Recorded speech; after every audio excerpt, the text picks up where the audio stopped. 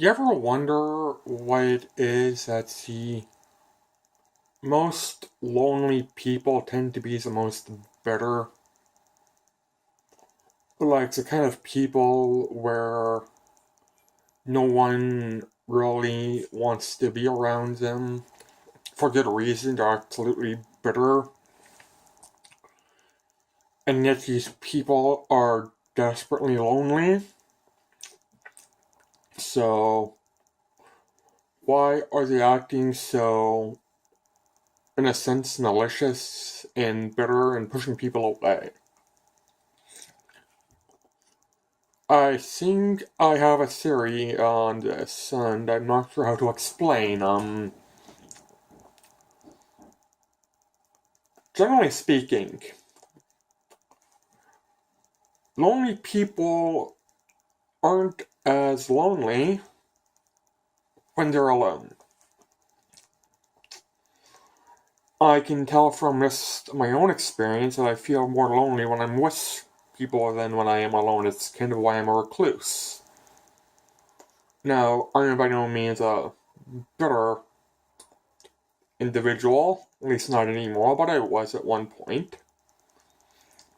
Now, what now? But even then, I never understood. Why is it when I wanted people most in my life, I was pushing them away by literally, not literally, but through words and actions and the like, doing everything I can to push people away?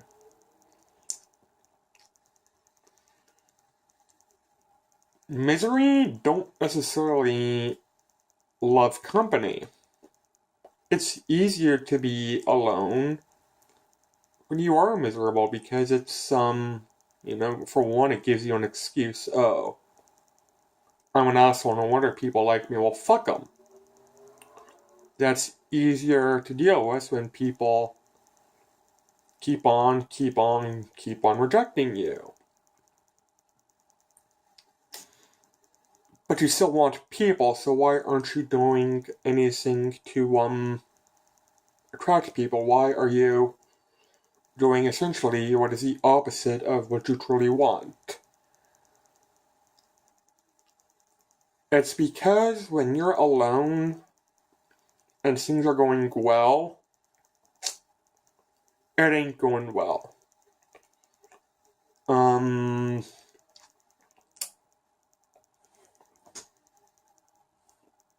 how do I explain this?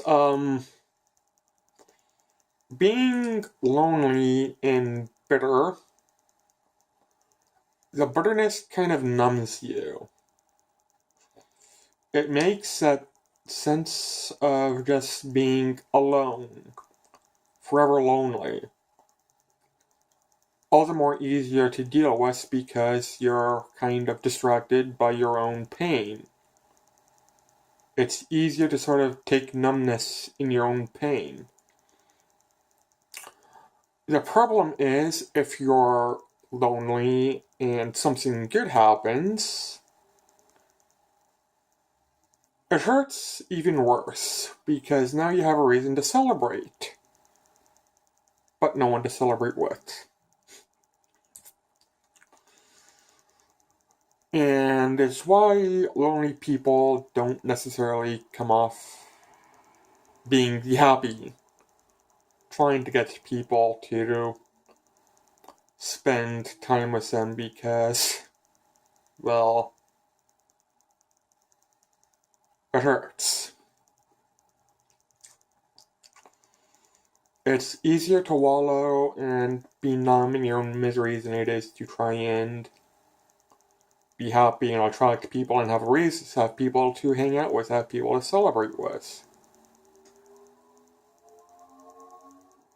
Because, shit, when lonely people usually hate the holidays, like me, they hate parties, like me, they can't stand their own birthday. No, I don't celebrate my birthday, but that's more for different reasons in regards to, well, the events that happened, there are more events which happened on my birthday than just my birthday. Doesn't really make it a reason to celebrate it. But before that event happened, I never celebrated my birthday. I hated my birthday. Mainly because there was no one I wanted to celebrate with. Joys of growing up with no friends was I usually had one person come over for my birthday party, and they probably didn't even want to be there.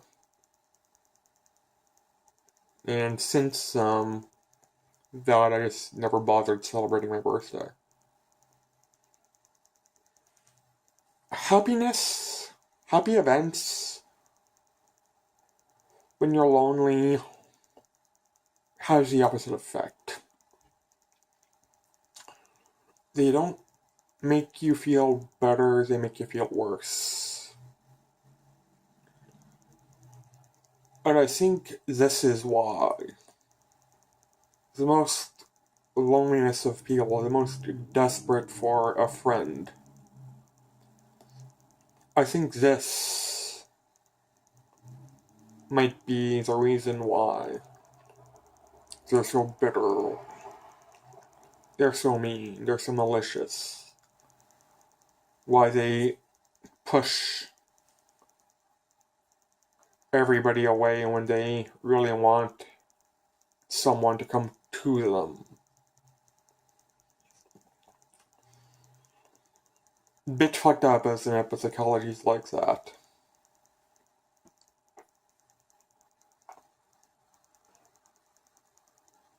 Yeah, I think that's why the most loneliest of people almost take isolation in their loneliness. Because even now, when I am alone, like honestly alone, there is no one around, I feel fine. It's when there's people around me where I start feeling no. No, I don't. I feel more lonely with people than I do on my own. I really do. Even if those people are my dearest friends. The few I have. Well, the few worth having anyway, I should say. There are more people who call me friend, and I don't treat the same courtesy with them. That's just simply because I've been, for the most part, friendless for so long that I'm used to it, and I have standards. You know?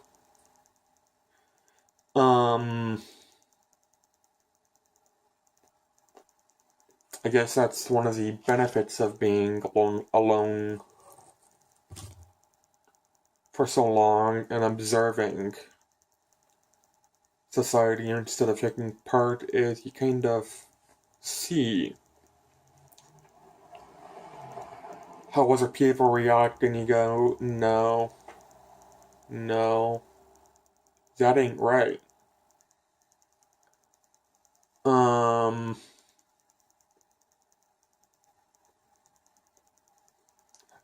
People with a lot of friends don't have any friends.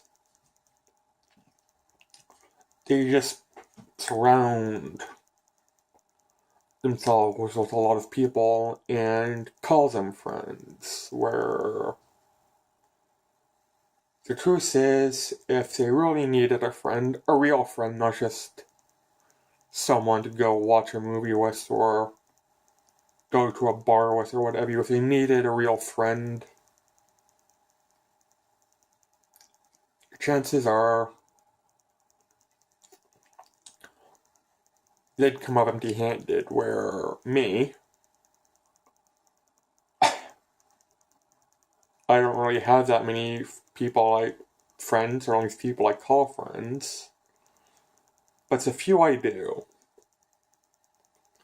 and I can count them on one hand and have the digits to spare. But the people I call a friend, I can rely on.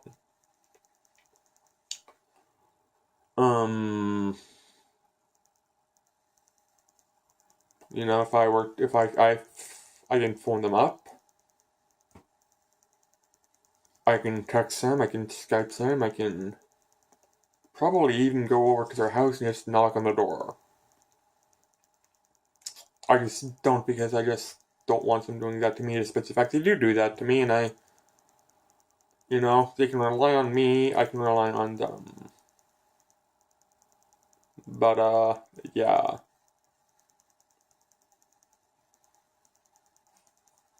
Saying that, I still don't like parties. I still don't like being in a group of people, and I still don't like going out. I don't know, again, probably because my, standards have changed to where for the longest time I've been so desperate for anyone that I'd do anything just for a friend. And I got exploited because of this.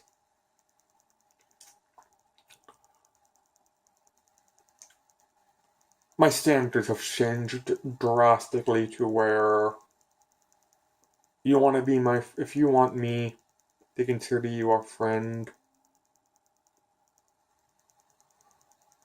well, you're gonna have to pass a few tests. You're the one who's gonna have to make the effort for the most part. Because I am sick and tired. I don't even know when this happened, but it was quite some time ago, but I am sick and tired of making an effort for someone and they don't make an effort back.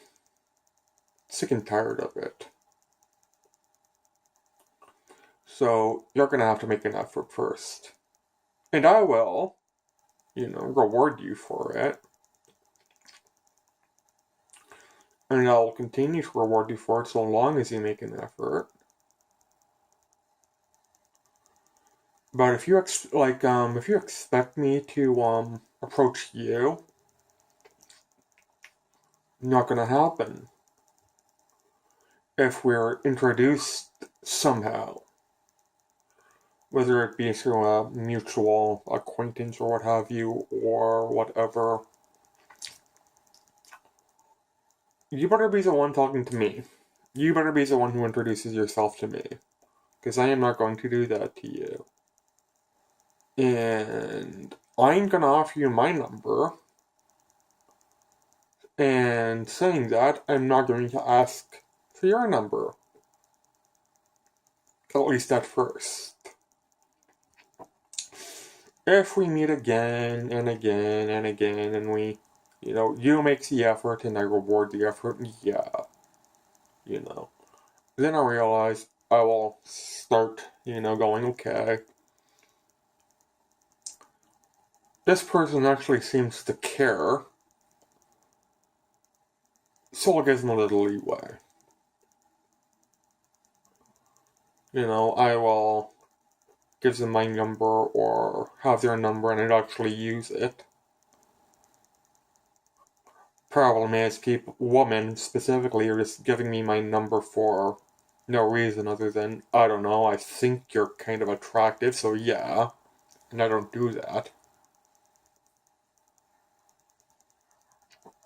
But yeah. It's, odd.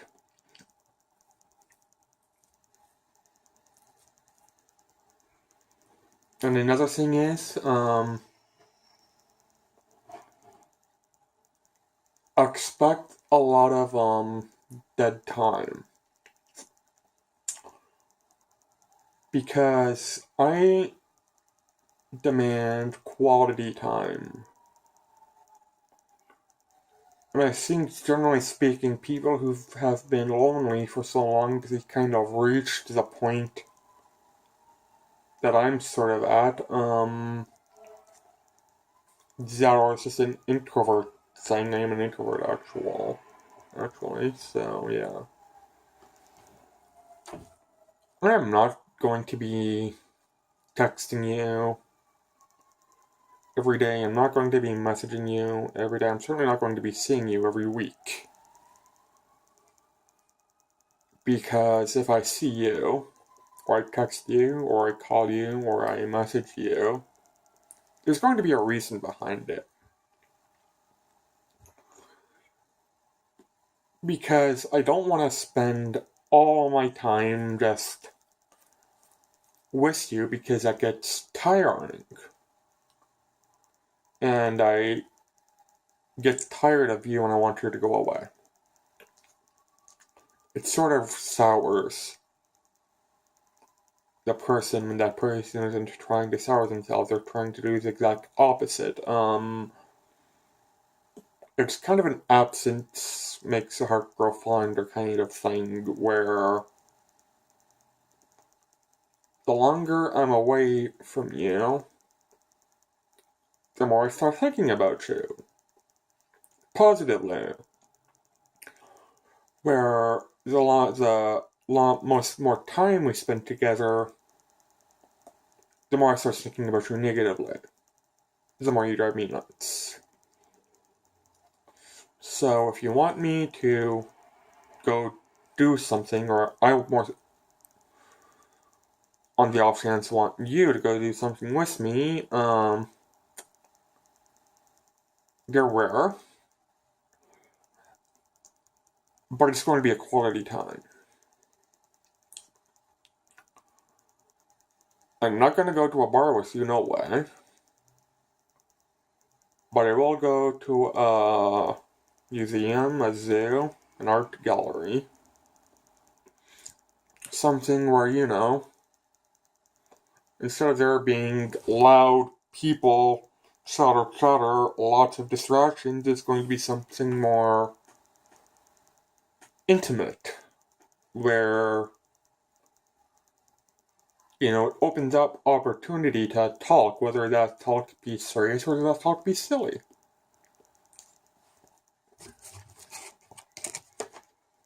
Thing is, I am apparently quite the silly person. I just try not to let people know that. And, get me with a close friend or a small group of close friends. I'm usually the one making them laugh. Because that's just what I do. Makes them feel good, makes me feel good. Just don't expect me to make you laugh every fucking weekend or every fucking day. I need time to recuperate. I need time to start missing you. Or not even missing you, I need time to start wanting you instead of think of my time being demanded. Because if I want it's more important to be wanted than needed. Let's get that straight. People want what they want. People want to feel good. People want to have fun. What people need hurts. If someone needs you, it's not a good thing. If someone wants you, well, that means something.